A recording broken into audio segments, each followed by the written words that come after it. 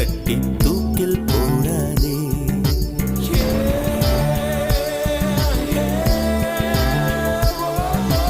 குல்முகர் மலரே குல்முகர் மலரே கொல்ல பார்க்காதே.